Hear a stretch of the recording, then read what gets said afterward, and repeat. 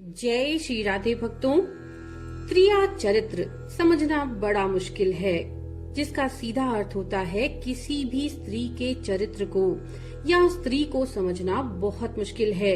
लेकिन क्यों इतना मुश्किल माना जाता है एक स्त्री के चरित्र को समझना या त्रिया चरित्र को समझना?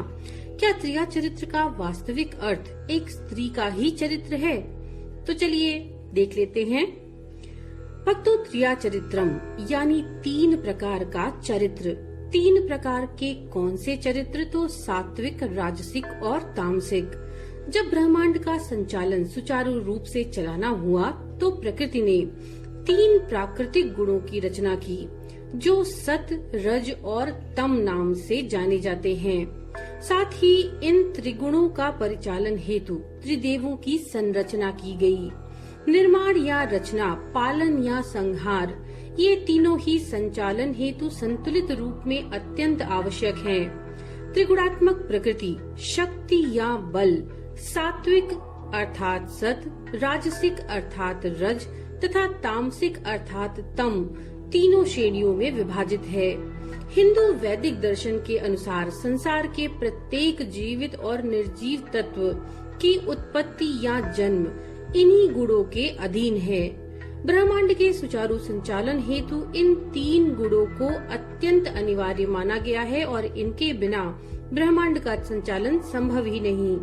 निर्माण, पालन और विनाश के बिना कुछ भी संभव नहीं। किसी भी एक बल की अधिकता या न्यूनता संसार चक्र संचालन के संतुलन को प्रभावित कर सकती है, समस्त व्यवस्था को आच्छादित या असंतुलित कर सकती है। विनाश के बिना नूतन उत्पत्ति या सृष्टि करने का कोई लाभ नहीं। आद्या शक्ति जिन्होंने समस्त जीवित तथा अजीवित तत्व का प्रत्यक्ष या अप्रत्यक्ष रूप से निरूपण किया है, वे भी इन्हीं तीनों गुणों के अधीन भिन्न भिन्न रूपों में अवतरित हुई हैं। माँ महाकाली, माँ पार्वती, माँ दुर्गा, माँ सती तथा अनगिनत सहचरियों के रूप में वे ही तामसिक शक्ति हैं। माँ महासरस्वती, माँ सावित्री, माँ गायत्री इत्यादि के रूप में ही सात्विक शक्ति वो ही है। माँ महालक्ष्मी, माँ कमला इत्यादि के रूप में वे ही राजसिक शक्ति हैं।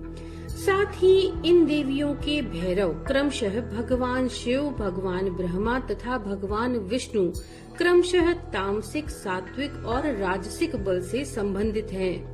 शक्ति में जब राजसिक गुण होता है तब यह दुर्गा माँ कहलाती है।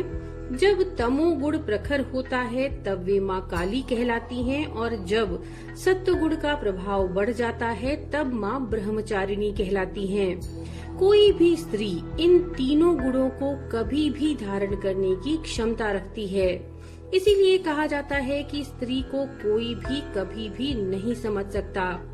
इसीलिए त्रिया चरित्रम शब्द को गाली की तरह उपयोग न करें, बल्कि इस शब्द का वास्तविक अर्थ समझें। कोई भी स्त्री इन तीनों गुणों के बिना संपूर्ण नहीं होती।